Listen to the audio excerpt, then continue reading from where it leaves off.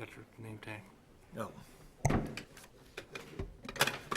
Good evening and welcome to the first of three meetings tonight. My name is Dennis Buckley, Mayor of the City of Beech Grove. And at this time, we will convene our Board of Sanitation meeting for Monday, July the 2nd, 2018. In lieu of a roll call, I will ask each participant to introduce themselves, beginning on my far right. Dave Harrison. Dan McMillan, Clerk Treasurer. Craig Wiley, City Attorney. Sandy Seward. Thank you, Board. You've been presented a printed copy of the minutes of the previous meeting dated Monday, June 18th, 2018. The floor is open for any questions, comments, or corrections. I have none. I have none. No questions, comments, or corrections. I'll ask for a motion to approve the minutes as presented. I'll make said motion. I second. All those in favor signify by saying aye. Aye. I also vote aye, and the motion carries.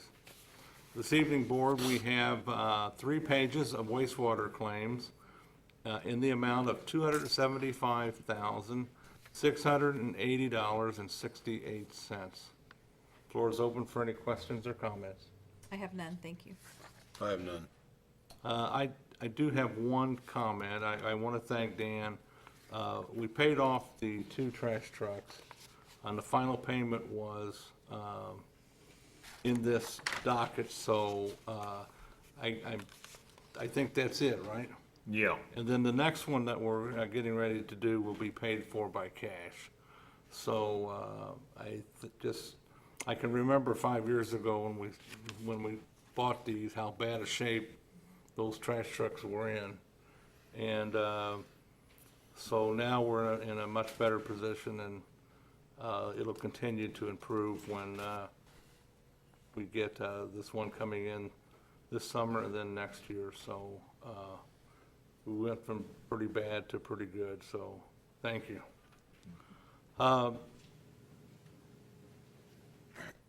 Any questions or comments on the dockets? I have none, thank you. No. If not, I'll ask for a motion to approve the payment of wastewater claims dated July the 2nd, 2018, in the amount of $275,680.68. I'll make said motion. I second. All those in favor signify by saying aye. Aye. I also vote aye, and the motion carries. We have no unfinished business to carry over from the previous meeting. There's no new business this evening. Any comments from board members? I have none. I have none. If not, I'll ask for a motion to adjourn the sanitation meeting. I'll make said motion. I second. The meeting is adjourned at 6:03 PM.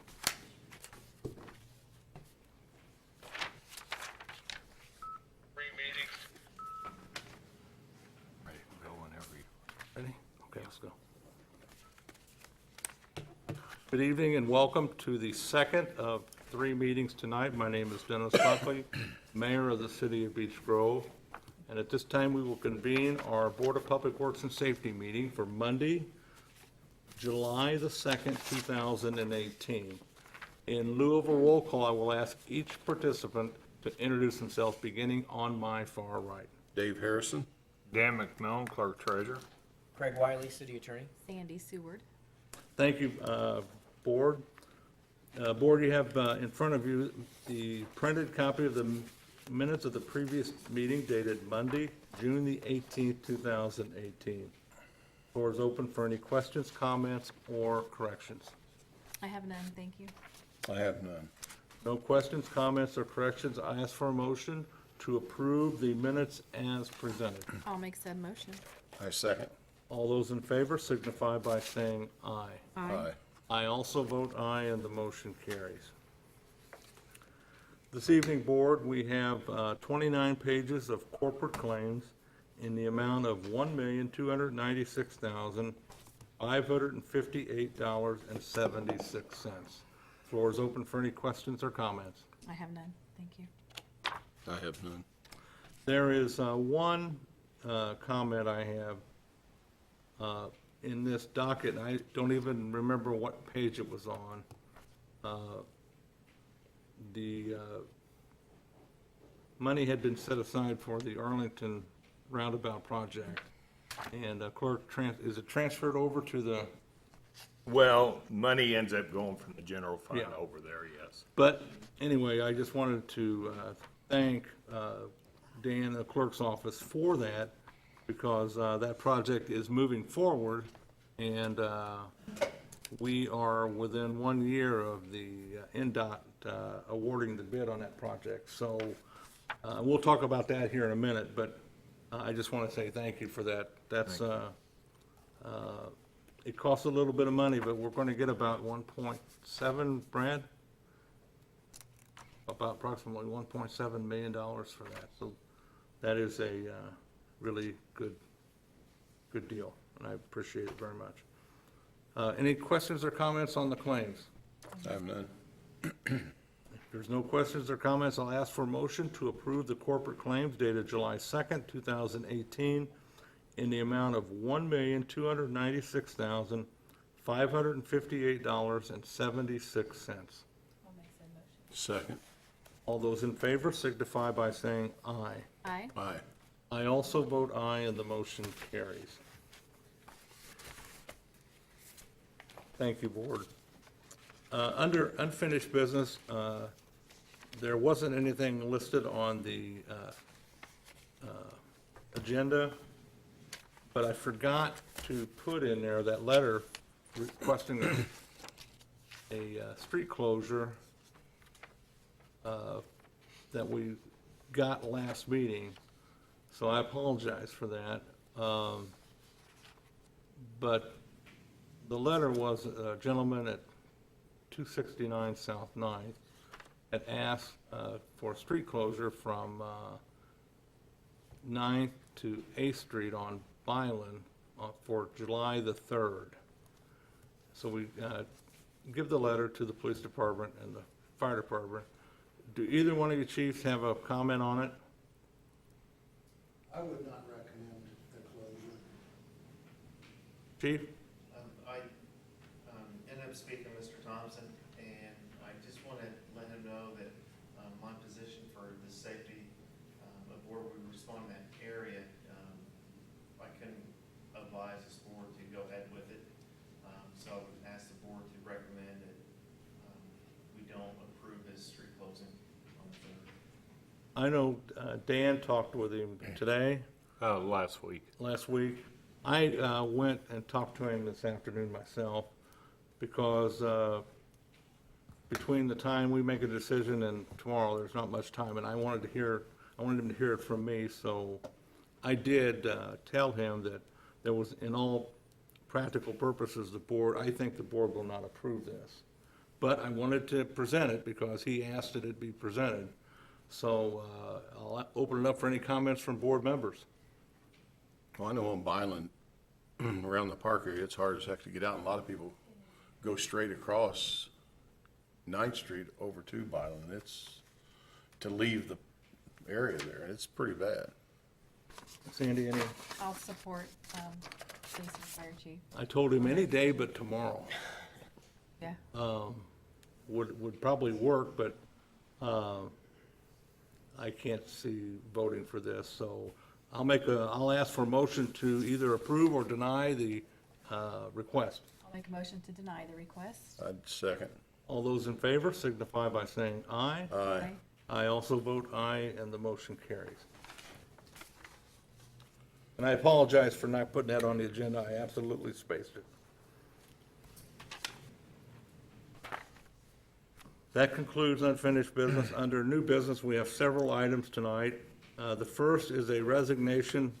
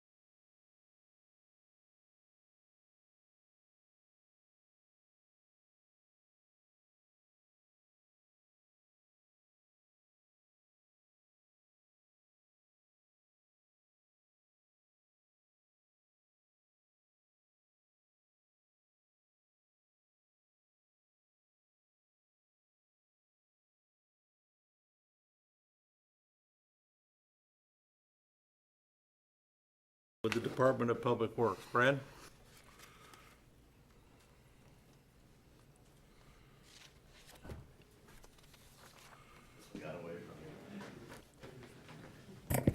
Good evening, Board.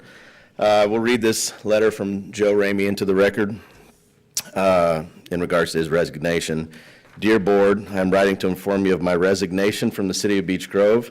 My last working day will be June 29th, 2018. My hire date was January 18th, 2017. I'm leaving my position with the city on good terms and of my own free will. Currently have a balance of 0 vacation, sick, personal, and comp time hours. Please let me know if you have any questions or concerns regarding my resignation from employment with the City of Beech Grove. Respectfully, Joe Ramey. Any comments from board members? I have none. If not, I'll ask for motion to approve the resignation of Joe Ramey. I'll make said motion. Second. All those in favor signify by saying aye. Aye. And I also vote aye, and the motion carries. I'll also need a motion to fill the vacant position caused by the resignation of Joe Ramey. I'll make said motion. Second. All those in favor signify by saying aye. Aye. I vote aye as well, and the motion carries. Good man, Thank you. Yeah, good guy. yep, good guy. Thank you very much. Next order of business is surplus of equipment with the fire department. Chief? Good evening, Board. I'm asking for the approval of the surplus of one 1996 trailer. I attached the VIN number. This trailer has been in service for over 20 years and has outlived its operational lifespan. It currently has no value for safe operational use. If approved, this trailer will be sold at the auction. Comments from board members? I have none. None, I'll ask for a motion to approve the chief's request to surplus the 1996 trailer. I'll make said motion. Second. All those in favor signify by saying aye. Aye. Aye. I also vote aye, and the motion carries.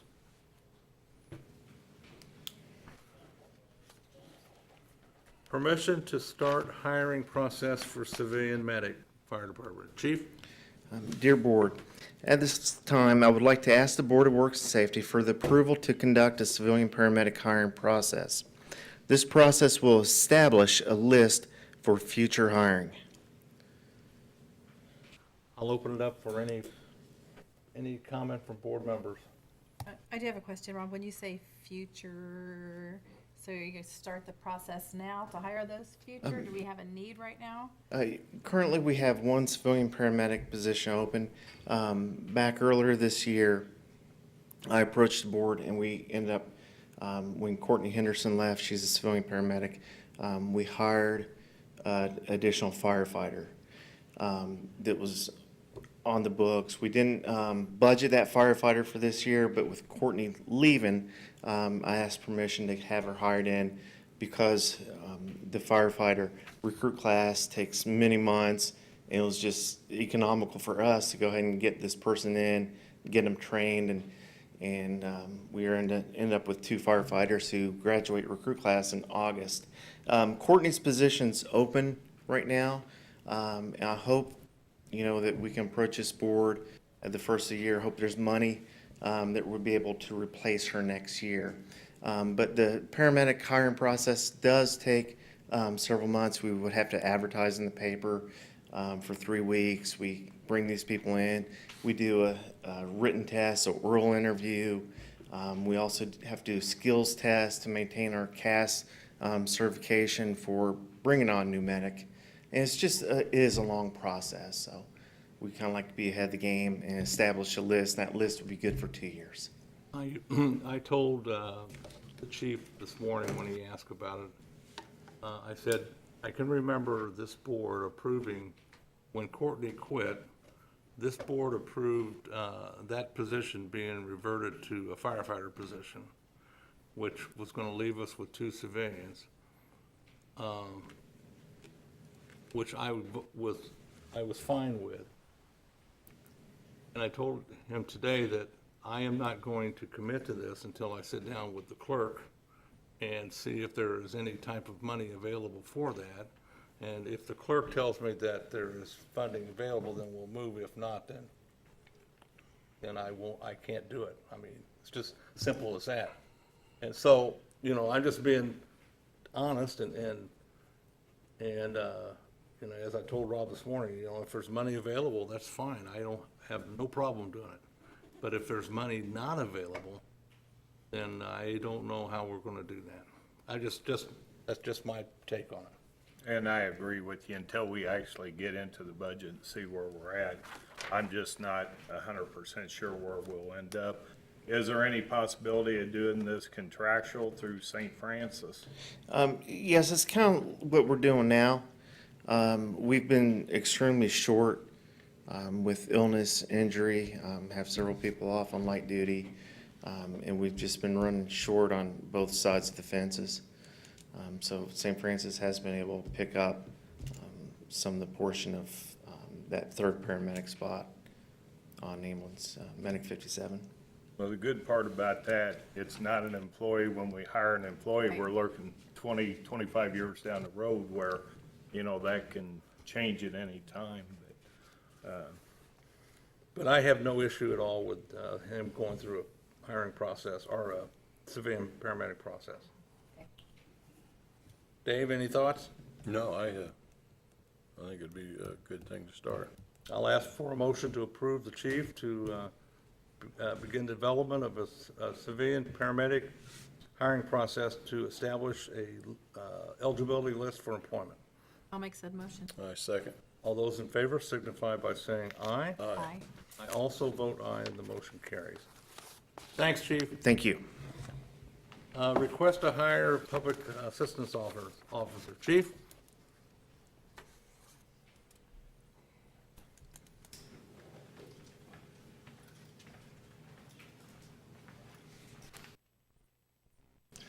Good evening, Mayor and Board. I am requesting to hire Mary Sabahos, I think that's how to pronounce her name, as a part-time PAO. She has all the needed training to do the job with a little bit of needing what our police department will require of her. She will be assigned to work weekends and fill in positions as needed. There is money in the budget to start her. If she is approved by the board, if hired, she will start July 3rd with her pay starting at $13 an hour. Comments from board members? Are we backfilling a position? We had two resign that really didn't even start, and this is one. And we only have so many positions, no matter how many people we hire, there's only so many spots. So there's money in the budget and only so many spots that this person could fill. Okay. And I agree, they do have money in their budget for this, so as long as, you know, it's not additional over and above. you know. Right, it's set at a certain amount of hours and a certain amount of dollars, and that's what it's gonna be. If no further questions, I'll ask for a motion to approve the chief's request to hire Mary Sabelhaus as a part-time PAO. I'll make said motion. I second. All those in favor signify by saying aye. Aye. I also vote aye, and the motion carries. Thanks, chief. Thank you. I have a series of disclosures here that are not, doesn't require approval. I just want to disclose them publicly for the record. The first one is, recently the city repaved 21st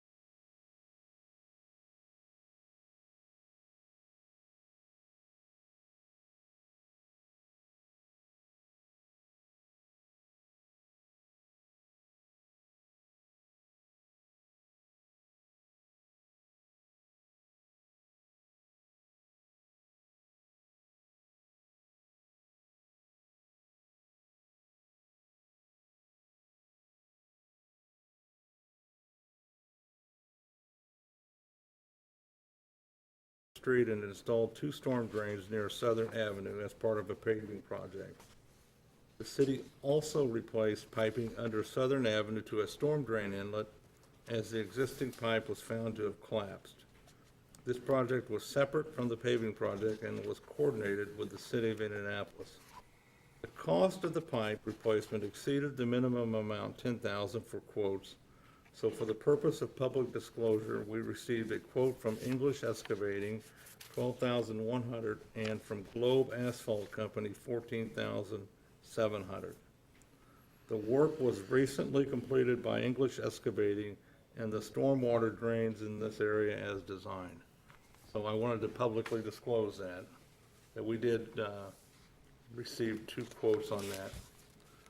The next one is, Board, recently the city replaced portions of the sidewalk and driveway approach in front of 514 Memorial Drive as part of a city rehab project. On June the 18th, the resident at 514 Memorial had their driveway, porch steps, and lead walk from the driveway to the porch replaced. I want to publicly disclose that the city did not have any of this work done, and the city did not pay for any of this work to be done. So I just wanted to publicly disclose that. The next one is, recently the city removed 4 silver maple trees located in the easement between the sidewalk and the curb in front of 108 North 6th Avenue. Tree roots seriously compromise the sidewalk and the 2 lead walks in front of the residence. The city replaced this sidewalk in front of 108 North 6th Avenue and the 2 lead walks. The resident at 108 North 6th Avenue also had a private drain repaired and the steps and sidewalk leading up to the front porch replaced as well by the same company that the city hired. I want to publicly disclose that the city did not have the drain, steps, and sidewalk leading up to the front porch repaired, nor did the city pay to have these items replaced. I have included the invoice submitted to the Department of Public Works for payment. As part of this disclosure, I want to point out that this is my neighbor's house, and I wanted to be upfront and open about the work that has been done. And the last one is disclosure that I want to read. Board, I live at 112 North 6th Avenue, and while sidewalk work was being done at 108 North 6th, I had the same workers do some work for me. Listed below is the work they did for me while installing new sidewalk panels and lead walks. One is they poured an approximate 1 by 2 foot cement base for a downspout drain in my front yard. They poured an approximate 2 by 3 foot lead walk from the city sidewalk to my steps leading up to my front porch. And the third one was I asked that a additional lead walk be installed in the easement from the city sidewalk to the curb at my property line with 108 North 6th. This was not part of the city rehab project, and it was my request. I wanted to disclose all of this as mayor and a citizen. I paid for all of the above mentioned work that was done and have included an invoice showing the amount I paid to have the work done. I'm very well aware of public sentiment, and I wanted to be out front with this and be forthright. So I just wanted to publicly disclose that that work was done in front of my house, and I've included the invoice for my payment. Dennis, I'd also like to add, thank you for those 4 public disclosures. It really shows your transparency to our citizens, so thank you for that. Well, there'll be more, we've done more, some in the past, there'll be more coming up the next meeting, not concerning me, but Right. But when we do sidewalk work, sometimes people will come out and ask the contractors, hey, can you do this for me? And we just need to be open about the fact that we're not paying for that. We're repairing sidewalks and things like that, but I just wanted to be out front with that, and I appreciate your transparency. so Having said that, we'll move on to master vendor's license for O'Mara's Oasis. We had talked about this at the last Board of Works meeting, and then we turned it over, Deputy Chief Maurice was here. He took it back and researched it. Chief, you have any comments on it? I think it was discussed, and we would approve it as long as it stays stationary and not a moving vendor. But no reason not to approve it? No reason not to approve it. Okay, I'll open it up to the board. I also would like to, actually, that you did have your Marion County Public Health Department license or registration, whichever you want to call it, so thank you for that. As well as your City of Indianapolis identification card, so thank you for that. Mike, did you want to make any comments? No, I appreciate you guys considering this for me. It sounds like I will be setting out there at the Preston Safeway on private property right now, but I would like the opportunity, maybe to set up somewhere else in the city of Beech Grove. I don't know how it works with the parks. Is that something different, or? Well, like tomorrow, the fireworks, that's under the control of the Promoters Club. Right. So any vendor that works for that would have to be approved by the Promoters Club. And they don't want anybody to just show up on Main Street and start selling food. That takes away from what they're trying to accomplish.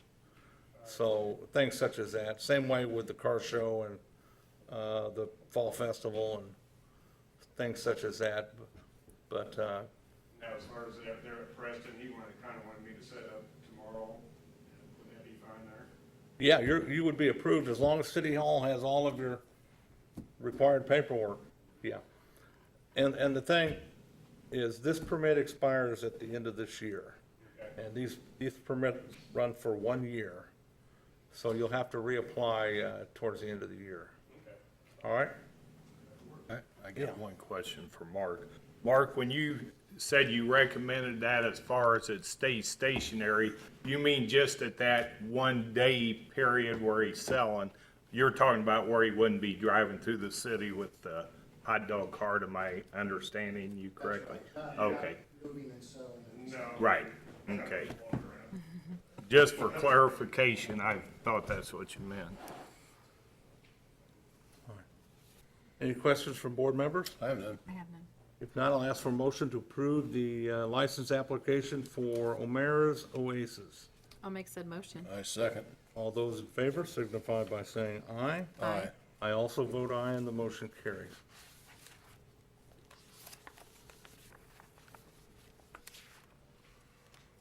Thank you, Board, Mayor. Thank you. The next order of business is,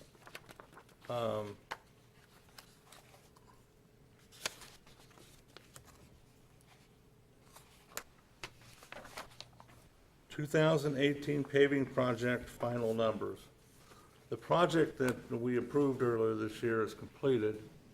There might be up to $5,000 more to come in, but the final construction cost is gonna come in around $560,000.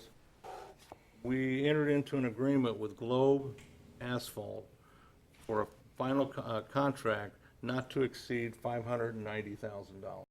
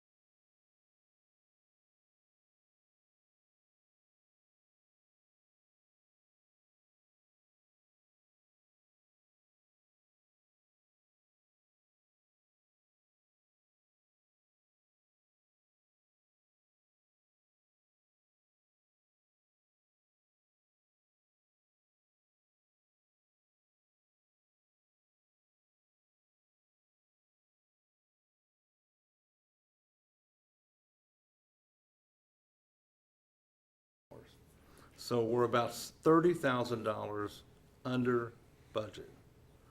So, that's pretty good, and that's money that could be used elsewhere. And this is a combination of LRNS money and the Community Crossings grant. So, that is just for the board's and the public's general information. There's nothing that needs to be approved on this. Do you have anything for it, Brad? No, I thought it was a very successful paving project. Well, They have one area that they have to come back and fix. I didn't think they did a very good job on it, but they're dealing with it.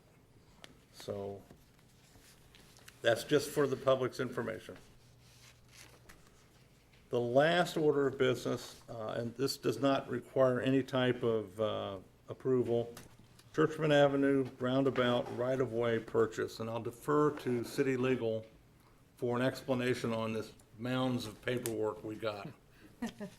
Yeah, so the appraisers want to move forward and appraise the property. There's gonna be several, I think it's 5 or 6 parcels that are gonna be affected. And since the government's taken the land, they're entitled to just compensation, and that's done through an appraisal process. So that's gonna take place hopefully here real soon. I executed the agreements for the appraisals, and that's where we are at this point. Craig, was that done through eminent domain, or was all of them willing to? Well, we don't know yet. Oh, okay. Yeah, so All right. what happens, it's kinda like what's happening with the bus routes through Indianapolis. Right. The appraisals will appraise the property, and then if the folks wanna contest it, they'll file lawsuits against the city, and then let a judge decide, but usually the appraisal is a pretty good snapshot of what the property's really worth at that time. Okay. I just wasn't sure how that was working on it. There are 6 different property owners in that where the roundabout's gonna be at. 4 of them are, I haven't talked to the other 2, but the 4 that I've talked to, all 4 of them they want this to happen. They're all for it, and they're willing to work with the city to make it work. So it's not any hostile or anything like that. That's what eminent domain, that's what you're talking about. Right. That's what that is. Right. I know sometimes that gets into an issue, but a lot of that's just extra land they have out there, and it is beneficial to them, I think we so. had the same issue with the sidewalk project. Right, with the apartments. church or apartments, Yeah. one of the two. Yep. Yeah. But these is just, these are copies of what will soon be the appraisal, and it's just for your information, so. And they're open for public inspection, obviously, so. Having said that, that concludes new business. Comments from board members? I have none. If not, I'll ask for a motion to approve, or to adjourn the meeting. I'll make said motion. I say. Good evening and welcome to the third and final meeting tonight. My name is Dennis Buckley, Mayor of the City of Beech Grove. And at this time, we will convene our common council meeting for Monday, July the 2nd, 2018. In lieu of a roll call, I will ask each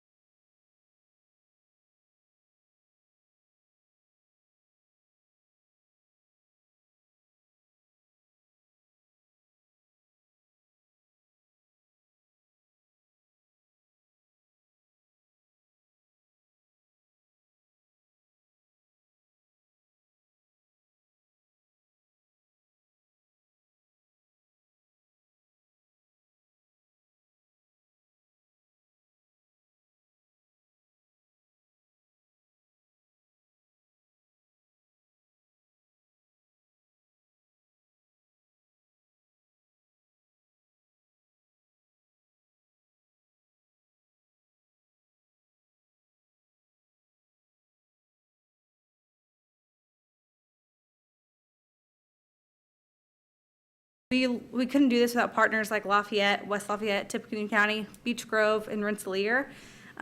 We have a lot of support in those communities, and without that, this train wouldn't exist. So if you have any questions, you can find me later. I'm going to turn it over and talk about the future in Beech Grove. And I'll leave these here. Members of the council, Mayor Buckley, and guests, my name is Arvid Olson. I serve as the Transportation Chair for Greater Lafayette Commerce, and have been working on transportation issues for quite a number of years. In 2013, in August of 2013, Mayor Buckley came up by our invitation to join us, and we had an attendance of about 300 people at a rail summit. We had representatives from Amtrak, we had elected officials, we had folks from all up and down the line. The bottom line was we were talking about a transition, which was called the Passenger Rail Investment and Improvement Act, which would put part of the burden for operating the Hoosier State on the state of Indiana. What was done at that summit, and started in part by Mayor Buckley's comments, and then other elected officials, was a decision to form the most unique public-private partnership in the United States supporting a train. What ended up being is that 6 communities, now 5, Indianapolis eventually did back out, provide funding on a monthly basis to support the operation of the Hoosier State. Now, as things have morphed over the past 5 years, actually that has not increased. The Indiana Department of Transportation's funding has increased. With the studies that they are doing, they're coming to realize some key points. First of all, to adjust the schedule and to increase the number of trains is not just going to allow more passengers on, it will probably, by predictions, effectively triple the number of people that would take the Hoosier State every time it operates. That will result in the following things. First of all, there will be needed more than one train set. That requires additional train sets. That requires additional people working at Beech Grove to maintain that equipment and keep it up. So, that is an increase in jobs here in this community, good paying jobs. Also, there has been discussion because of the, frankly, abysmal condition of the depot in Indianapolis, Union Station. There have been discussions with Mayor Buckley and with others, which have worked all the way up to Amtrak corporate headquarters, where they are amenable and open, along with the cooperation of NDOT, to work toward the development of a depot here in Beech Grove. And that goes all the way up unofficially to basically the number 2 in Amtrak to have said that. They see that, first of all, as the right thing to do. They see it as meeting a population base. They see it as serving people who do not want to go to Indianapolis, downtown, figure out the parking, when there's an opportunity to develop ample space here for people to come and use this. Longer term, there are discussions along with the increase of numbers of trains per day. There's a possibility in the discussion about putting a station stop, frankly, adjacent to the employee parking for Southwest Airlines at the Indianapolis airport, which is right on the track. What that would allow, and this is not today, this will take a little bit of time, is for somebody from Beech Grove to get on here and ride to the Indianapolis airport, catch the shuttle into the terminal and fly out. That's attractive. And frankly, that's more affordable than parking downtown and doing the same thing. So there's a variety of things in the future. Now, there is one caveat, and this is for something for discussion at the bequest of the City Council and in working with the mayor, is currently your partnership is basically functioning in a sense on a reimbursement process. Is that a fair way to say it? There is a request for a very modest amount of $250 a month from the city of Beech Grove, what that will put them as is, for all intents and purposes, a full-fledged voting partner working with Lafayette, Tippecanoe County, West Lafayette, Crawfordsville, and Rensselaer. And honestly, we're still working on Dyer to bring them along, and this will help. But this is going to send a message. That modest amount of money, not only is it going to send a message, it's going to encourage MDOT, it's going to embolden them all the way up to the governor's office for them to work harder as they're moving toward their budget to increase the frequency of trains. It'll also embolden Amtrak to move forward and see this as a viable place to put a depot. So, again, this is not anything more than providing information for you folks to make wise and sound decisions. You have a tremendous investment that's been here for roughly 108 years with the old Big Four operation, now the Amtrak operation, which is of its kind the largest in the country, and an opportunity to grow that, and an opportunity to see more employees here, an opportunity also, frankly, to have your name on the map across the country as a viable depot here on the Amtrak system, both for the Cardinal and for the Hoosier State. So there's some opportunities here. One of the reasons we've been doing this is because as we see other means of transportation become more congested or very expensive, we see what the Hoosier State provides and the Cardinal is a viable means of transportation. It is a way to continue to encourage that to grow in a right and proper way, while at the same time we encourage the widening of I-65 all the way from Lake Michigan to the Ohio River. So this is part of a master transportation plan. This is not just a rail-favored plan. This is a plan to provide more viable transportation to continue to encourage economic growth throughout the state of Indiana. I'd be delighted to answer questions, or Brittany, but we thank you very much for your attention at this time. Thank you. I have a question. When you talk about transportation from here to Chicago, what kind of person? I mean, do business people take that to and from and stay there for the week, or what's the main occupant, I guess? I will give you a metaphor out of Lafayette, out of the Lafayette Depot, and that could be this depot.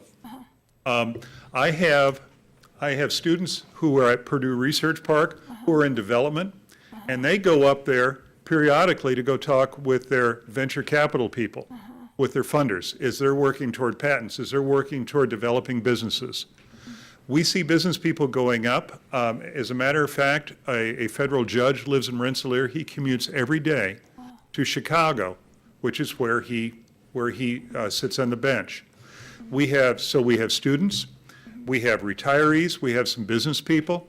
We have a good mix of people. So it's not just what I call the AARP crowd. Yeah, right. Bless their hearts. It is a broad mix of people. Also, and this is an interesting thing, a lot of people sometimes think that the only people that would take a train live within 10 miles of the track. The studies that NDOT has wisely commissioned show people driving from Richmond, driving from Greencastle, driving from Bloomington, driving from Kokomo to the closest station. Now, many of them right now are not going to Indianapolis to get on the train. They're going to Crawfordsville. They think their car will be safer. They think it'll be less expensive to park. So if somebody from Bloomington is going to make the drive to Crawfordsville to get on the train, now, wouldn't it make a whole lot more sense for them to drive to, just as an example? Sir? I know about 5 years ago, my daughter took her 2 kids to Chicago and went to the ball games and the museums and everything. So her kids would have the experience of riding the train. Yes.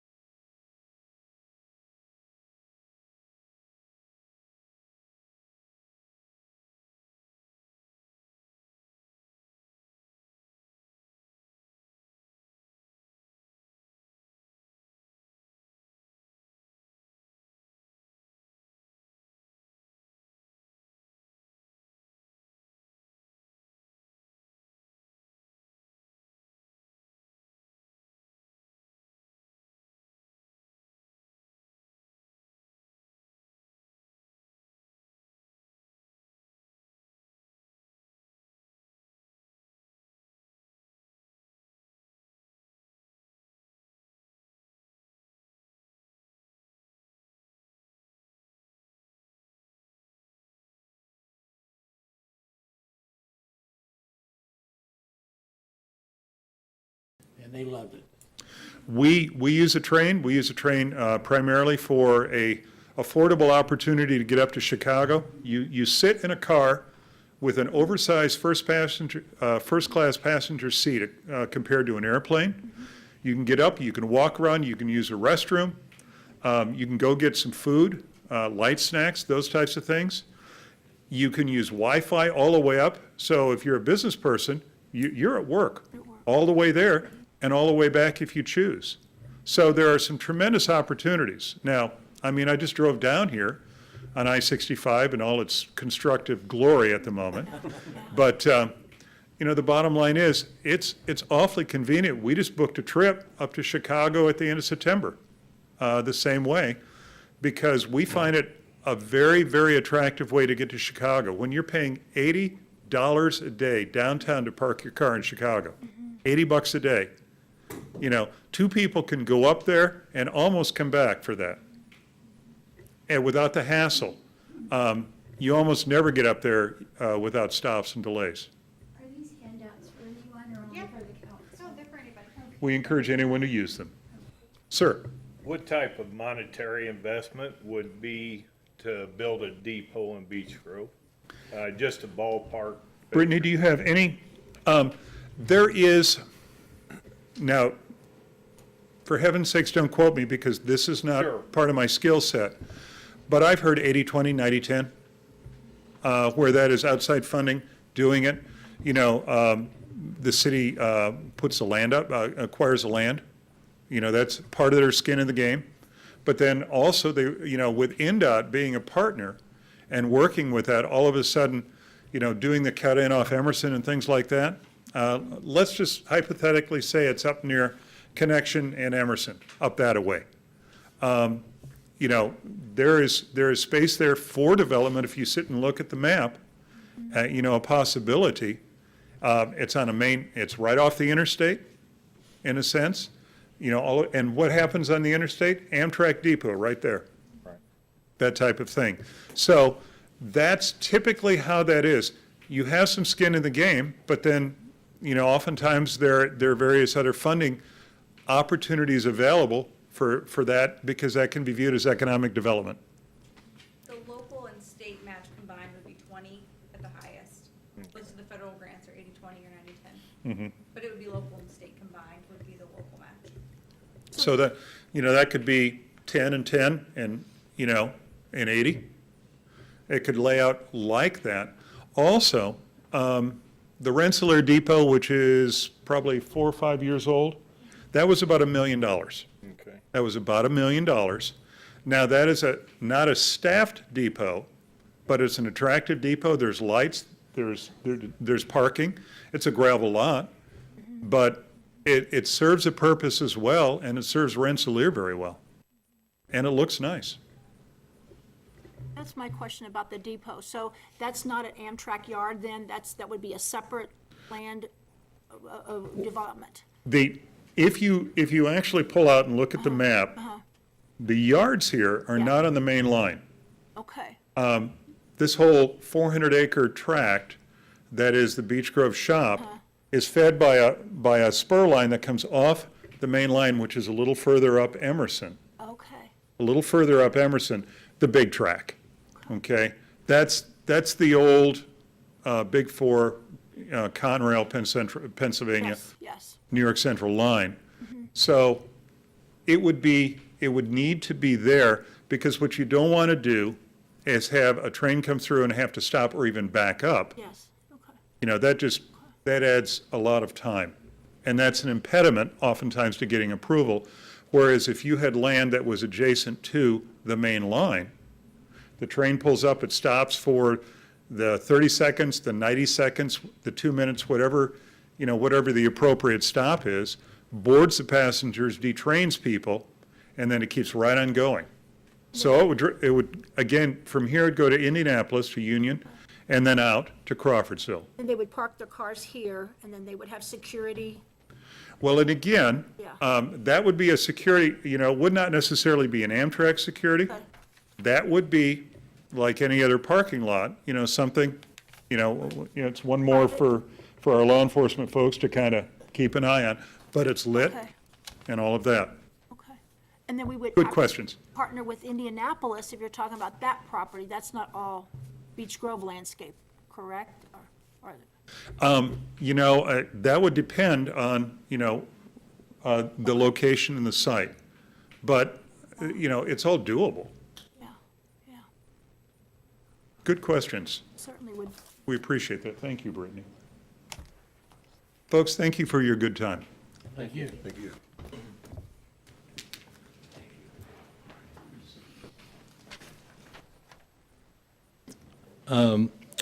I think the final comment from my perspective is, this was all spurned by Governor Holcomb when he was riding the train, and it passed the airport, and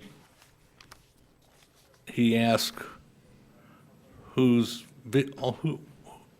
do all these vehicles belong to? They said, well, between FedEx and Southwest Airlines and Delta, it's the employees at the airport. He made the comment, why doesn't the train stop here?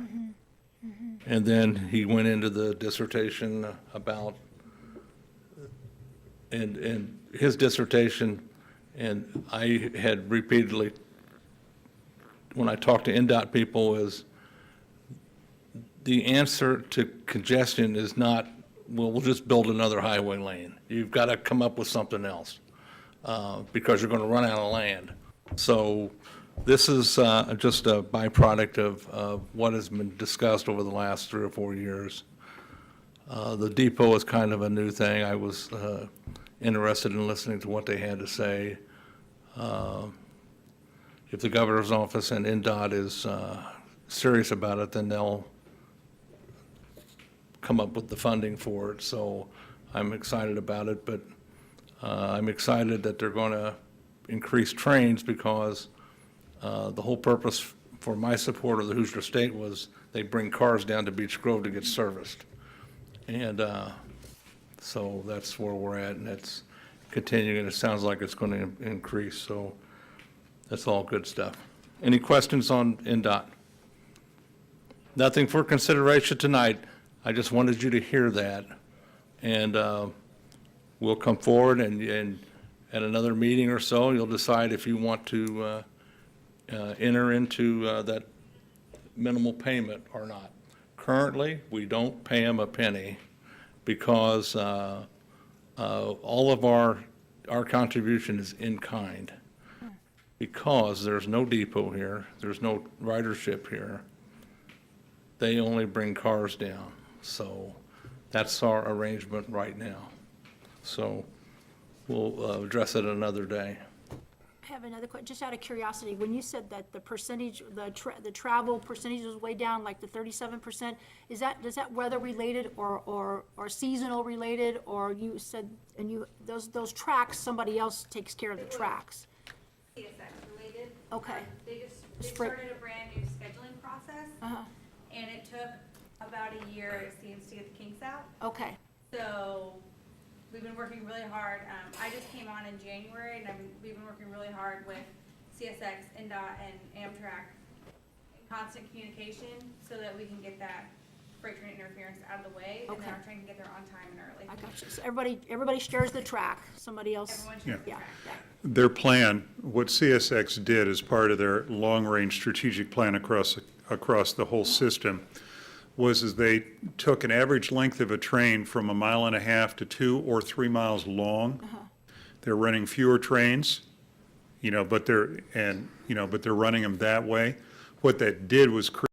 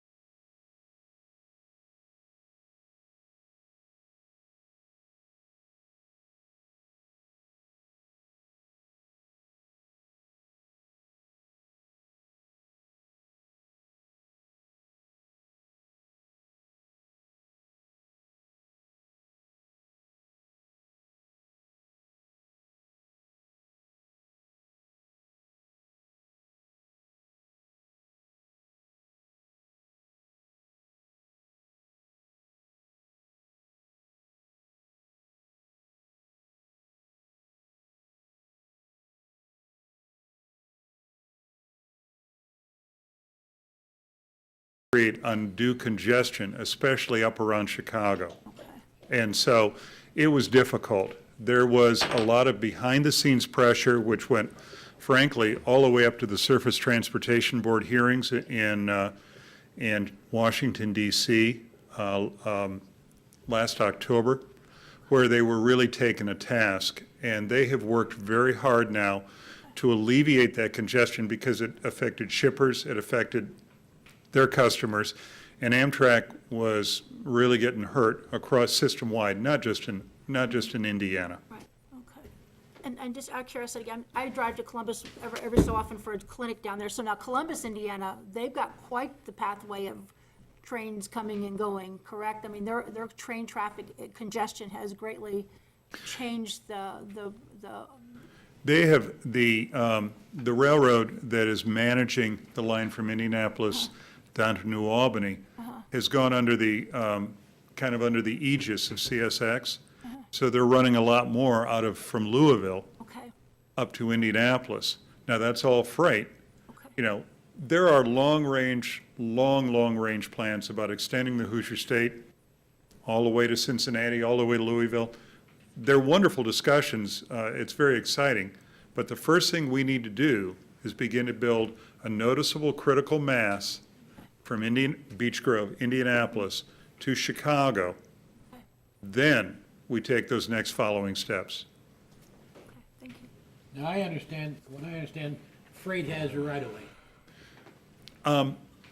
Well, they agreed in 1971, when Amtrak took over the passenger lines, that if the train was within 20 minutes on time within that window, they have priority. That has traditionally been. The problem is when CSX did that transition, they, to be polite, violated that. And that's part of the reason they got pulled up short and confronted, and have worked very hard now to rectify that. So passenger trains take priority as long as they're more or less on time. Thank you. Thanks, Arvin. Move to committee reports. You should have a report from ABC, Greenscape, Compliance, and Public Safety. The only report for this evening is financial. Dan? Good evening, councilors. In June, we made the following payments: 2015 A revenue bond, $35,079.40. Balance remaining approximately $463,927. Senior bus lease purchase payment, $5,630.98. Balance remaining approximately $21,861. The balance in the stormwater fund as of June 30th, 2018 was $295,937.98. I have included the Form 22 showing our spring property tax distribution. It is interesting to note property tax for the general fund was up approximately $141,000 from spring of last year, and the property tax for the RDC was up approximately $50,000. As everyone is aware, we did not take a tax anticipation warrant out this year, something I continue to be very happy about. We have done fine. We ended May with a balance in the corporate account of approximately $1,781,000. The city website continues to grow and is a great asset to the citizens. It is a valuable resource to many. It still has not cost the taxpayers one penny since its inception. Community events can be added free of charge by emailing me at dan.mcmillan@beechgrove.com. Thanks to the website volunteers who continue to keep it updated at no cost to the taxpayers.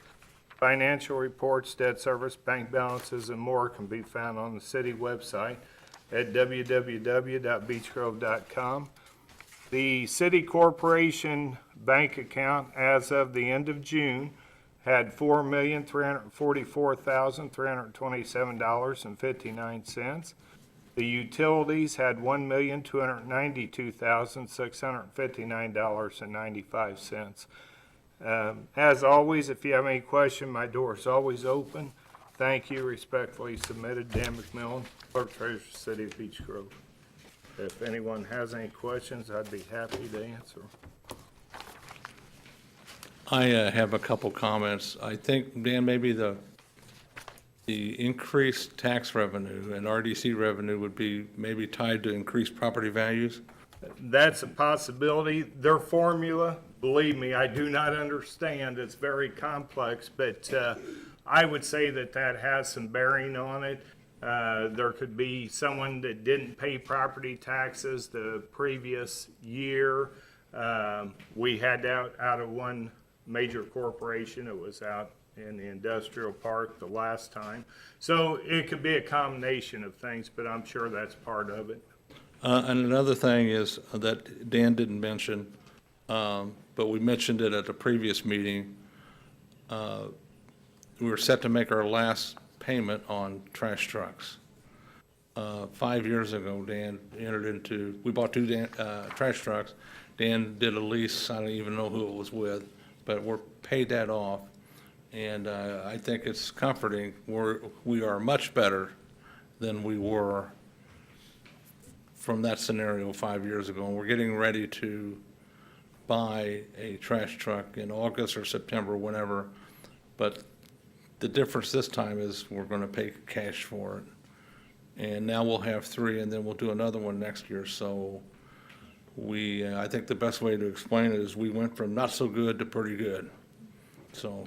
Well, and we're trying to operate right now, as you and I have spoken many a time, on more of a cash basis, if at all possible. It's the fire chief, I talked to him today, and he's wanting to get some vehicles for next year.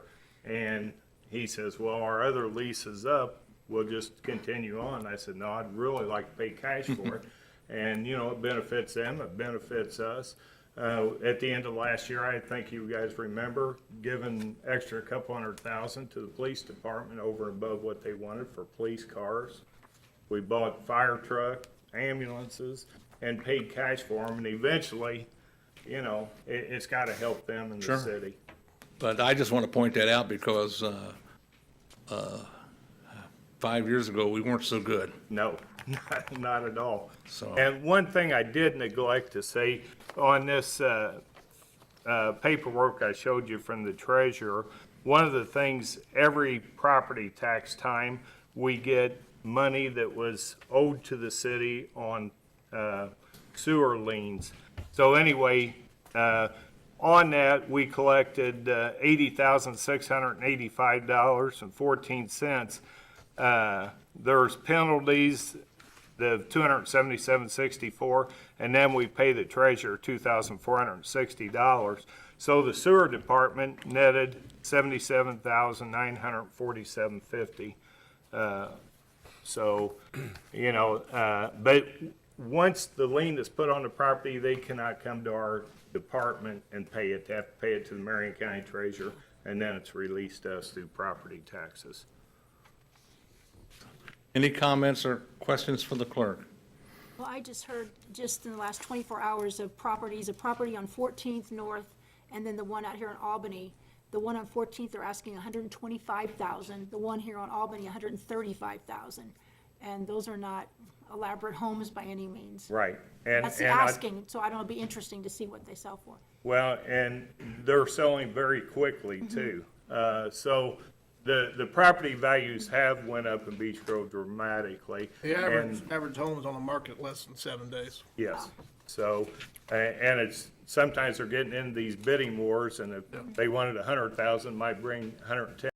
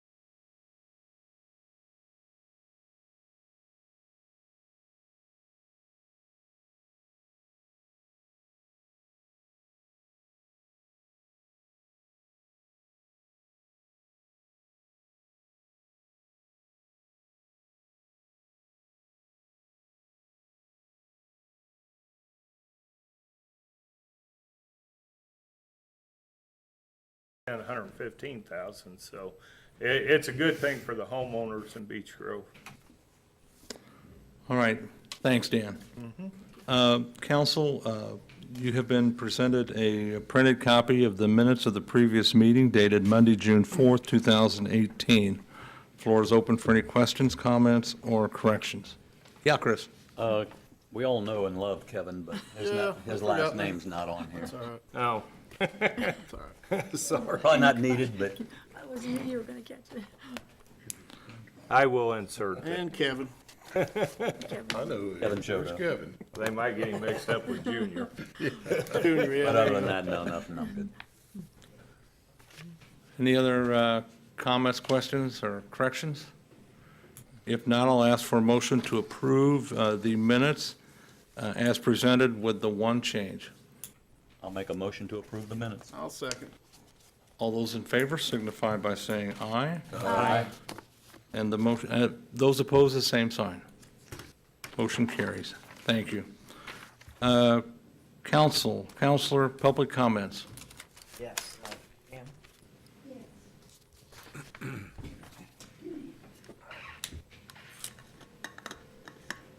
You state your name and address, please.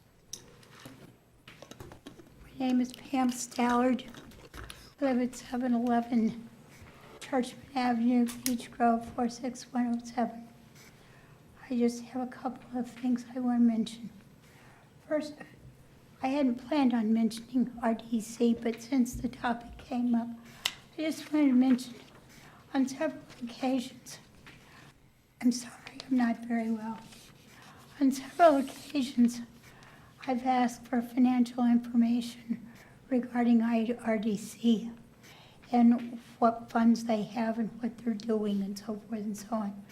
I've been told that I'm not entitled to any financial information or any information at all regarding RDC unless I attend the meeting, and that's the only place I will be able to get information. I don't always feel capable of attending their meeting. I don't always feel capable of attending this meeting. I'm very offended by the fact that I'm not entitled as a taxpayer to that information. I just thought I'd mention that. I feel like I'm being treated unfairly by not being able to have that information available to me. It's I don't feel like it's not right. on the website? I'm sorry, It's not on the website? The city's website? I don't know. I'm not a real techie. I just feel like I should be able to get that information. I don't even know how to answer a cell phone. Okay, How have you requested that information? I've asked Mr. Webb on a Mr. Who? Webb on Facebook, because I don't know about going to I just found out a few weeks ago from Dan how to find the city website. I don't always find it. Okay, the other thing that I intended to speak about tonight, I finally got hit by one of the city ordinances. You may have already received your city complaint letter regarding me. I have been having difficulty with some of the city ordinances for quite some time. I know the council has been working at rewriting, editing some of our city ordinances, allegedly to improve some of these city ordinances. I'm finding that many times in editing and rewriting these city ordinances, they seem to come out in favor of administration and the city rather than in advantage of the citizen. It seems to me in some cases that the citizens' rights are lessened and the government's rights are expanded. I'm not necessarily in favor of this. Sometimes I see in some of these ordinances that the citizens' rights are being impinged upon. I feel like in some cases the citizens' rights are being taken from them. Their civil, their personal, and their constitutional rights are being somewhat lessened and overpowered by the Beech Grove ordinance rights. I'm not pleased with that, and I would like to see some alterations made. I am in violation. I do plan on fighting it. I plan on seeking to alter the ordination, the one I am in violation of. I am planning on fighting it tooth and nail to see it changed. If I must, I will leave my home in Beech Grove. I will not be bullied by Beech Grove. Okay, can you And help? I will encourage other citizens to do the same. There is a city in the south that is fighting against, the citizens of that city are fighting against their city for that city administration forcing their rules on the citizens unduly. And I think it's time for citizens to stand back and take a look at their rights being taken away from them. Can you help us understand which one you're talking about? Well, I was upset about the ordinance and the snake man. And I thought the fine was excessive. The man was allegedly, now mind you, I'm watching my 3 minutes here. I feel like I'm pretty darn close since I talked about RDC and didn't mean to. I did not talk to the violator on the snake thing. I talked to his mother only, so it's all hearsay. It's my impression he was a DNR rehab person. I feel like the fine was excessive. He did not scream danger. The city screamed danger.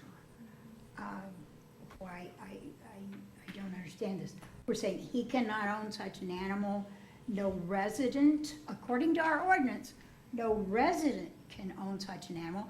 No resident can own insects to feed a reptile bearded dragon, which probably every elementary school has had one in a glass case. That's against our ordinance. They Hey, Pam. can't even own the crickets. Hey Pam, this guy's gonna get his day in court. There are a lot of facts that you obviously don't know. Okay, And however, do you think Beech our Grove, police- is this my 3 minutes? You've been going for about 5 or 6 minutes. Okay, however, One more Beech minute, please. Grove can invite a stranger in that we don't know to bring all of this stuff into our city, and we don't know them. But we won't allow a resident to? Well, I think it was a No. public safety. I think, We need to rewrite this. okay, well, but I think it, out of, from what I understand and from the residents who called, I think it was a public safety issue. And I think a 14-foot python would be a public Invite safety. a stranger in that we don't know with the same type of animal? But that stranger keeps control of it though, Pam. Do they really? Do you know What these? stranger? I know who he is, and I know he I keeps. seen him at the real. I know he has them he keeps them in a container, and he doesn't let them run free. I did just want to comment on the financial issue she brought up. None of that pertained to my office, and I've met with Pam 2 or 3 times. Any information I could help her with, I've given her ordinances and so forth. I think this was mainly between herself and the RDC, so I just wanted to bring that out for clarification purposes. Dan, do you have any financial records that are given to you from the RDC as far as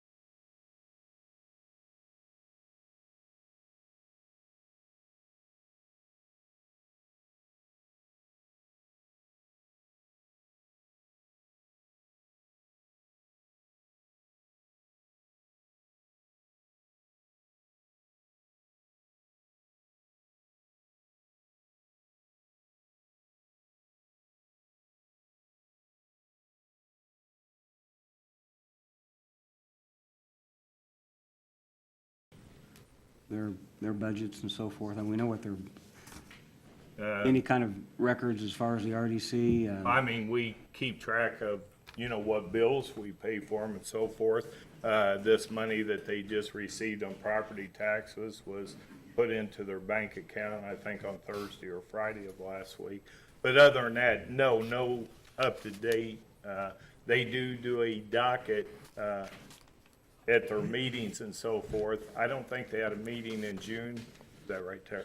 Okay, so nothing will be up to date until next month at their meeting. Pam, I'll do the best I can to talk to Mr. Webb. I mean, I got things that are scattered around as far as things that the RDC is involved with and those kinds of monies, but if I can put it together some way with his help, I'll help me out and I'll make sure that you get it, okay? Counselor, anybody else sign up to speak? No. Okay, we'll move to unfinished business. General Ordinance Number 8, 2018 is up for approval on third and final reading. This is an ordinance that calls for seating on Main Street.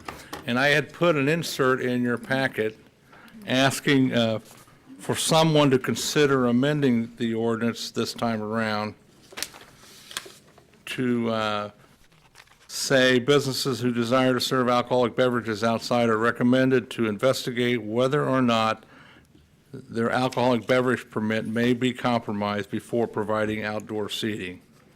This was brought forward before we read it on second reading, and it was a good thought. So I would like to see if someone would amend that into the ordinance on third and final reading before we vote. And let me explain why. And I think Dan might have been the one who mentioned this. The folks at Harvey's followed up with the ABC, and the ABC guy says that there's no problem doing that as long as you enclose that area. So that was a good point. So we just want to be, if anybody comes forward who wants to do that, we just want to make sure that's in there to let them know, hey, you better check with the Alcoholic Beverage Commission before you do this to make sure you're protected. So that's the reason for this. So I'm open to an amendment to General Ordinance Number 8 concerning that, what I read. I'll make that amendment. There was a motion, a second? I'll second. Oh, go ahead. All those in favor to amend General Ordinance Number 8, signify by saying aye. Aye. Those opposed, the same sign. Now, General Ordinance Number 8, 2018 is up for approval on third and final reading with the amendment. At this time, I'll ask for a motion to waive the rules to read by title only. I'll make a motion to read by title only. Second. We'll vote beginning on my left, buddy. Title only. Title only. Title only? Title only? Title only. Title only. Thank you. General Ordinance Number 8, 2018 is up for approval on third and final reading. This time, I'll ask the clerk to read the ordinance into the record by title only. General Ordinance Number 8, 2018 is an ordinance that amends Chapter 73 of the Code of Ordinances for the City of Beech Grove concerning seasonal outdoor seating and business displays on Main Street from Emerson Avenue west to 8th Avenue. Thank you. General Ordinance Number 8, 2018 is up for approval on third and final reading. At this time, I'll ask for a motion to approve. Make a motion to approve General Ordinance Number 8. I'll second. All those in favor signify by saying aye. Aye. The motion carries. Please register your vote. Thank you.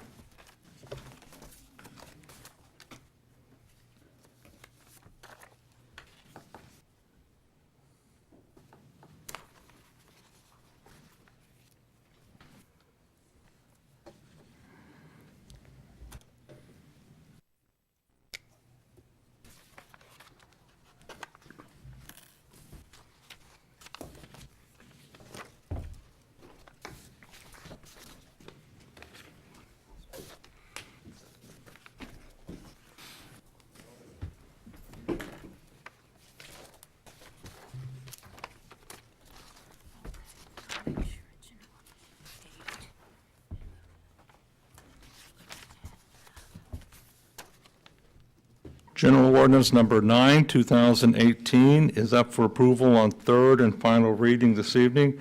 At this time, I'll ask the clerk to read the ordinance into the record, please. We doing this by title only? It's one page, so. Oh, okay, all right. General ordinance number 9, 2018 is an ordinance that amends chapter 50 of the Code of Ordinances for the city of Beech Grove concerning permit fees for commercial buildings. Whereas the common council established new permit fee rates for construction activity within the city of Beech Grove, and whereas permits are required and necessary to ensure proper construction activities and inspections, and whereas the city prides itself on ensuring that quality work is done and local residents are protected against poor quality of work, and whereas the fees for commercial roofing are recommended to be adjusted downward in an effort to work with our commercial businesses. Now therefore be it affirmed that the common council desires to amend chapter 50 of the Code of Ordinances for the city of Beech Grove. Now therefore be it further affirmed that the common council desires the following amendment be added to chapter 50 of the Code of Ordinances. Chapter 50.067 fees for construction, replacement, additions, or remodeling of structures other than one or two family. Add the following subsection. C, commercial roof fee based on square footage, up to 2,500 square feet, $250 per each separate structure. 2,501 to 5,000 square feet, $400 per each separate structure. 5,001 to 10,000 square feet, $650 per each separate structure. Over 10,000 square feet, $1,000 per each separate structure. Now therefore be it affirmed that the common council desires to amend chapter 50 of the Code of Ordinances for the city of Beech Grove. Now therefore be it further affirmed that this ordinance only applies to chapter 50 of the Code of Ordinances and no other chapter. Now therefore be it further affirmed that this ordinance shall go into effect 30 days after passage by the common council, signed by the council president pro tem, attested by the clerk treasurer, and signed by the mayor. Thank you. General ordinance number 9 is up, 2018 is up for approval on third and final reading. At this time, I'll ask for a motion to approve. I'll make a motion to approve general ordinance number 9, 2018. I'll second the motion. All those in favor signify by saying aye. Aye. Those opposed, the same sign. Please register your vote. And while you're voting, I want to, as I said this before when you did resolution number 4 concerning this matter, you've done it twice now. You have looked out for the best interests of the property owner by stabilizing these rates and costing the business owner less money to put a roof on.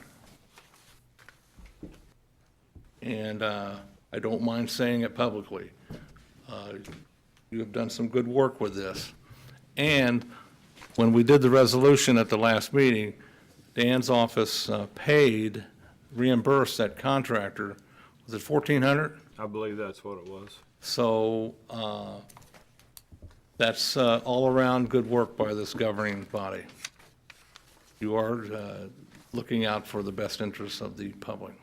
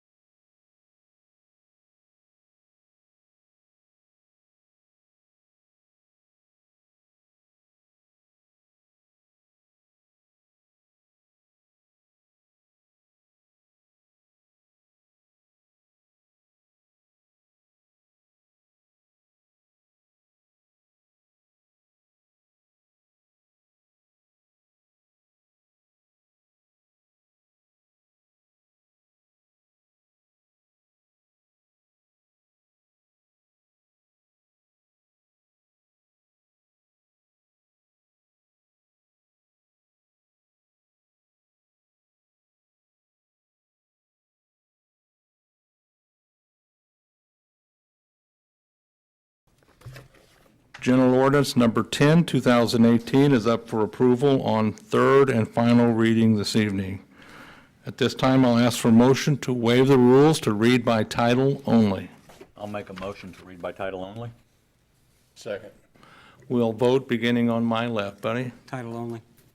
Title only. Title only? Title only? Title only. Title only. Thank you. General ordinance number 10, 2018 is up for approval on third and final reading. At this time, I'll ask the clerk to read the ordinance into the record by title only. General ordinance number 10, 2018 is an ordinance amending chapter 35 of the Code of Ordinances for the city of Beech Grove concerning the Beech Grove Public Library appointment to the Parks Board. Thank you. General ordinance number 10, 2018 is up for approval on third and final reading. At this time, I'll ask for a motion to approve. I want to clarify real quick. So, how will we decide which board member we will, okay, as far as the names that are already on here that the mayor appointed, those will be the ones that you will appoint after that year. And then, so we're gonna fill the vacant spot and then the other Dan Norris, who is a council, is that correct? Mm-hmm. Okay. And if you remember a couple meetings ago, I told you that there'll be a vacant appointment, and that will become a council appointment. Right, okay. So once you approve this, you will have a vacancy to fill. Okay. And then that vacant fill will be, will have to be reappointed after. At the end of the year. Okay, at the end of the year. Is that vacant appointment going to be made, did you say, at the end of the year? No, Or you guys can make it next meeting if you'd like, or tonight. Is there I have no names, but if that particular appointment, if it's made next month, is that going to be the anniversary date of it, or? No, it'll expire, buddy, at the end of the year. Okay. Then you can reappoint. Okay. I just want to say, I have a question, and I'm not sure how it came about, and I wish I would have asked before now, is how did the amount of years go down to one? Is there To be consistent with how you guys do the RDC and how you do the BZA. The BZA is on a yearly appointment, 3 council, 2 DMD. RDC is on a yearly basis would be 3 mayor, 2 council. So if you do this the same way, the only outstanding service or commission that you have is Greenscape. It just makes it consistent because you lose track and it becomes confusing when somebody's term is over. When someone's term ends at the end of the year, it makes it easy. I know that the RDC by state law has to be every year, but I just have a concern that we're going to be making all these appointments, and probably many of them will be reappointments every year. It just seems like quite a bit. But ones I've talked to, I'm probably the only one that shares that going from. I'm thinking maybe you'd have more people interested if they know it's not a 4-year stint. Well, they can resign at any time, but.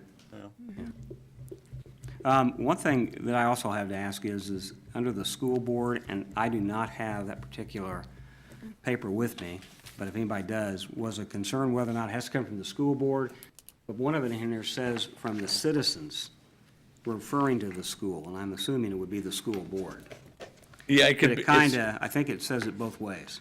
Am I right? And if I can find It's a citizen who has to be a board member or a citizen. A board member has to be a citizen. I got you, okay. It says, school board shall select one citizen who resides in Beech Grove, and I wanted to make sure that it's referring to the school board person living in the city. Mm-hmm. Okay. It's because A says, the Board of Recreation, the 6 members, 1 member of the governing body of the school corporation. And then, because then over on D, it says the governing body of the school district, school board shall elect 1 citizen who resides. So I guess, can we eliminate one of those, or? You can amend it to where you have the same wording as the front. It doesn't matter. Why does D have to be in there? Is there a reason? No, you can take D Yeah. out. I mean, maybe I'm missing something, but it looked like it doesn't have to even be in there. As long as it's clear that the Parks Board does not have to be a school board member. It can be anyone that they see fit to be on the school board, that they recommend and they vote on. The only exception, they have to live in Beech Grove, don't they? Right, okay, yeah. Because we do have a There- lot of students that do Yes. not live in Beech Grove. We kind of,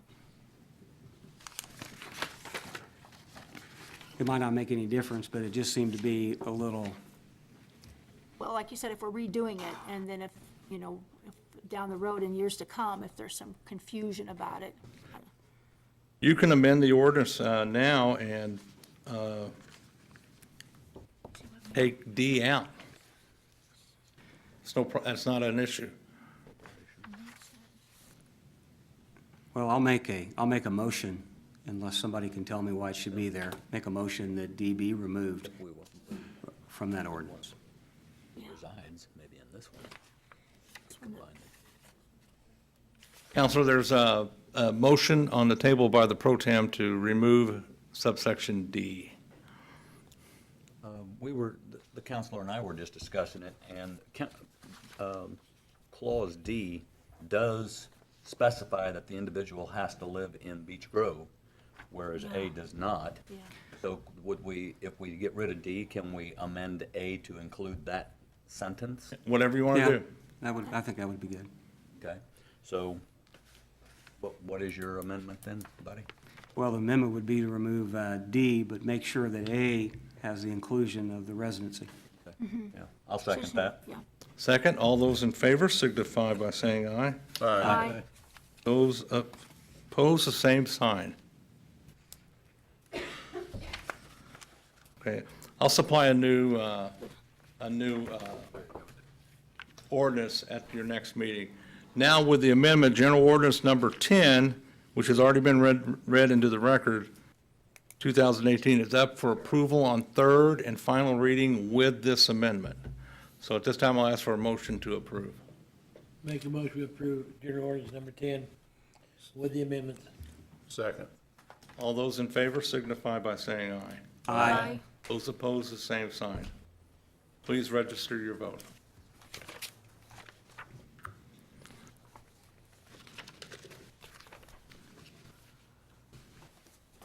Now, having said that, I mean, while you're signing your vote, I really like this ordinance because you're taking politics out of appointments. And because the mayor had 4 appointments, 2 were Republican, 2 were Democrat. The old library had 1 appointment, and the school board had 1. Now, the old Beech Grove Library has no appointments. The school board still has the 1 appointment. You folks now have 2 appointments, and the mayor, whoever the mayor is, has 3. That is good legislation for the citizens of Beech Grove. You've taken politics out of appointments of Parks Board members, and you're putting people in there who want to serve. So that's yet another example of this group working. Mayor, I agree with that statement, but it might be checked because I think the state says that 2 persons are picked, if they are of the same party, it says that the other 2 have to be of the opposite. The truth is, I couldn't tell you what most of these people are anyway, but unless they were to push that real hard, I mean, I don't know how we'd know anyway. You know if that's the case, counselor? What citation are you looking at? The state governing for local parks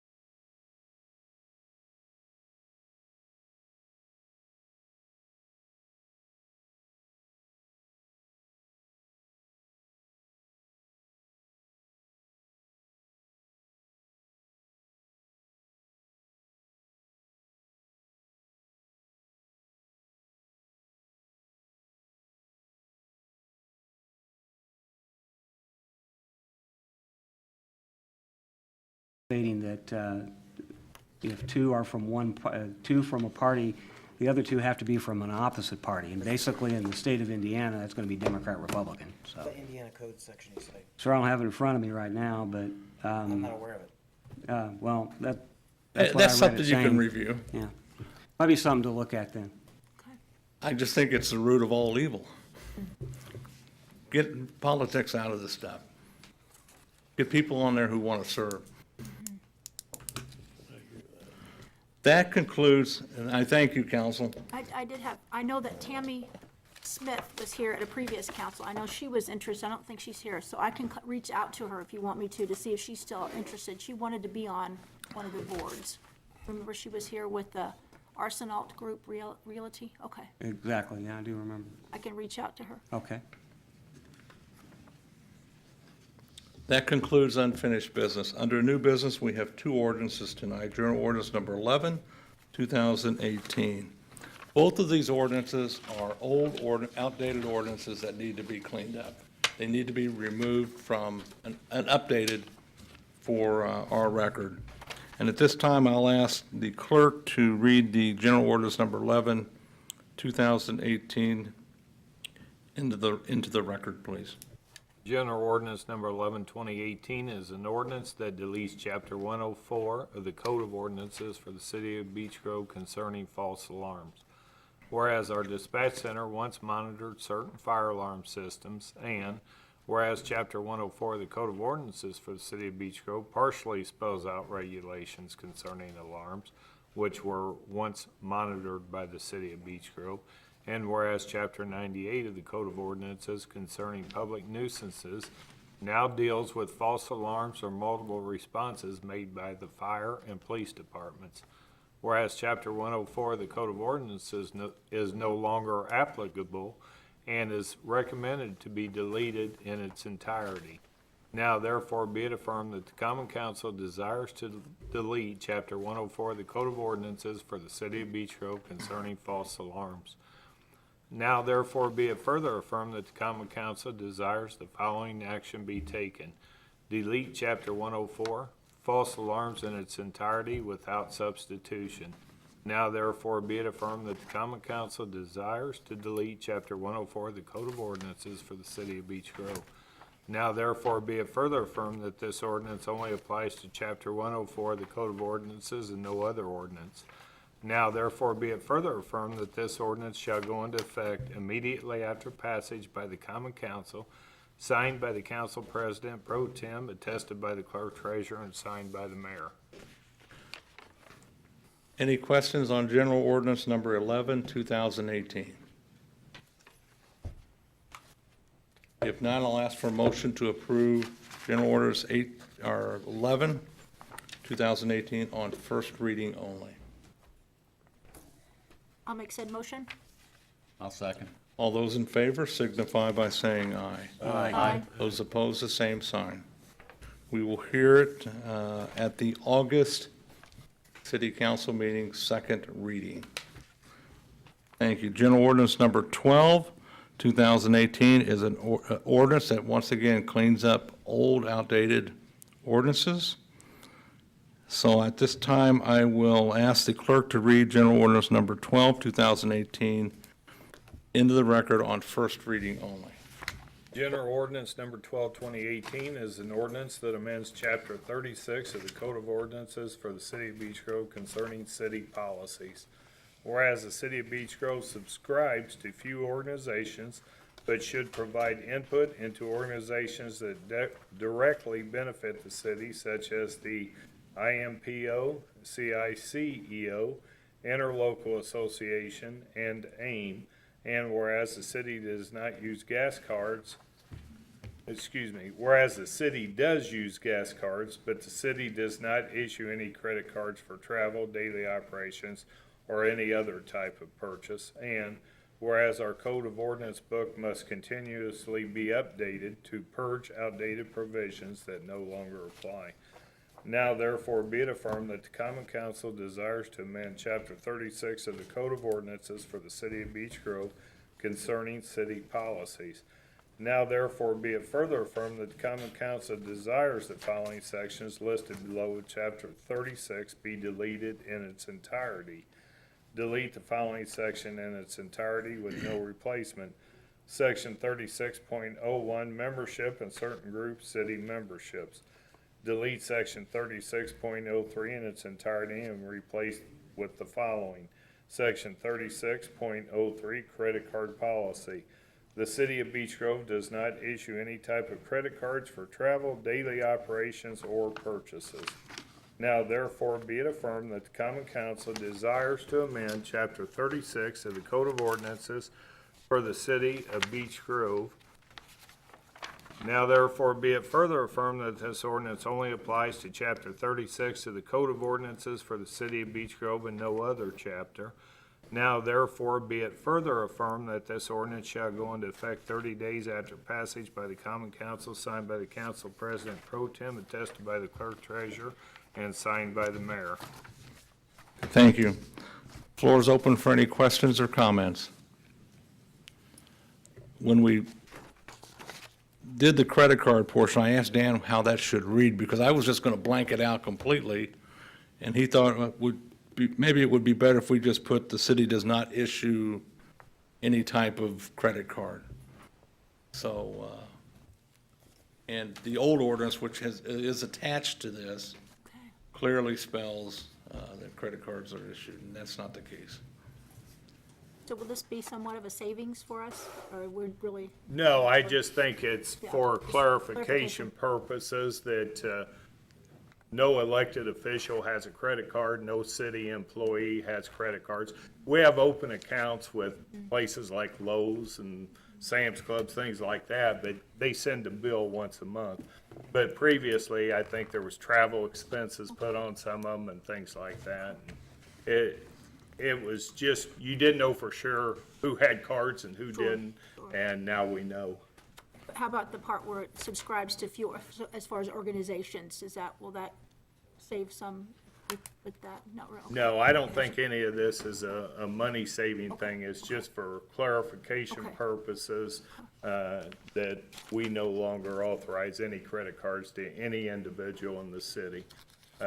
They do have their gas cards, but Speedway sends us a bill once a month that I issue payment after authorization from the department heads.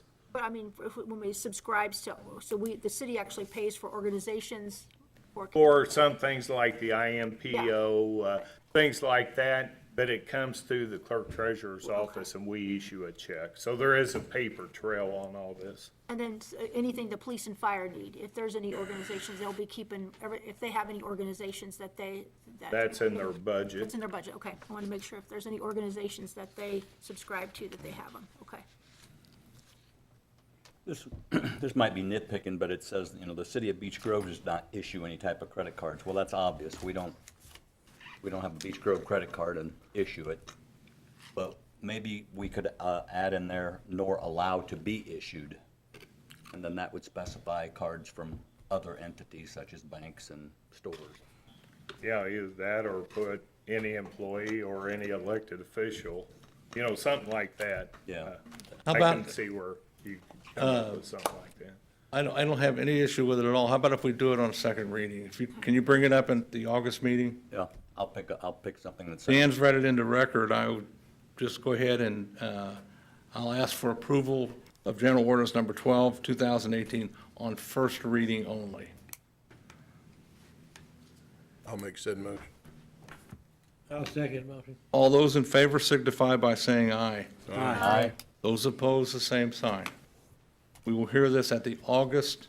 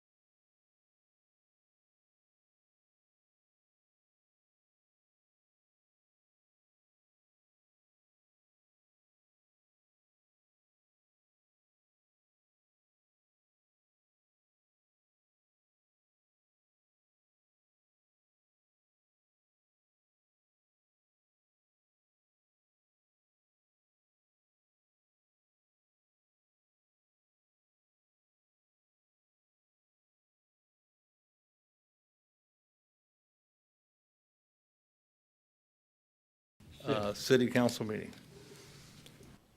6. That Yeah, concludes. that's written wrong down on our No. agenda. It's got Monday, July 16th. Yeah, I'm going to ask for a special meeting. Oh, okay, I'm sorry. That concludes new business. Council comments. Betty? Yeah, Mayor, I appreciate your outgoing spirit as far as railroad and transportation. We have a pretty big facility over there, and I think Amtrak needs a friend, and also anything that would encourage something new and better in transportation for Beech Grove, I think it's just a great idea. I did want to say something just to stick in our minds. It was mentioned about lowering cost of permit fees, and we've had people come before us. I know one of the first ones that we lowered was he had to go to additional costs that wasn't going to happen. Take down a roof he just put up because he was going to put solar in. And I think that's almost a different circumstance, but based on we did it for one, then we began to do it for another. And I think we might want to at least kind of look at ourselves on who all comes forward to ask for special permission. We have some businesses that are not even actually owned by the people who occupy it and serve no benefit to Beech Grove other than having a rental business out there, which is important. But they're going to do it anyway. There are some of these bigger commercial property owners. I want to say to the police department, it's good to see the new applicant processes and stuff going on here, and appreciate that. And to the mayor and Dan's office, I think we've paying for cash is probably historic in this city for, purchases as large as vehicles. And that's a good sign, and I just wanted to give a positive comment on that. That's all I have.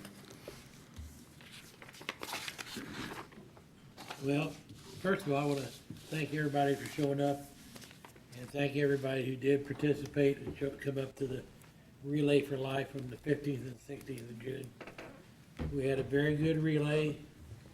Our goal was $46,000, and the relay raised over $52,000.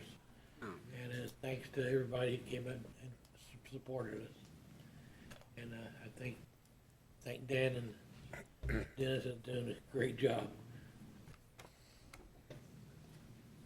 I just want to thank everyone for coming.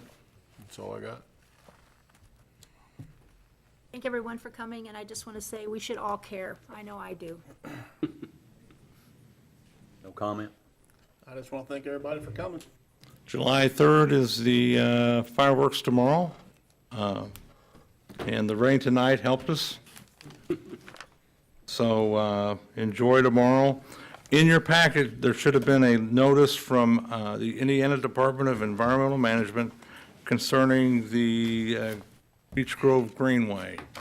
So that's starting to heat up, and that was sent back in, and we'll be hearing more about that in the next 4 or 5 months.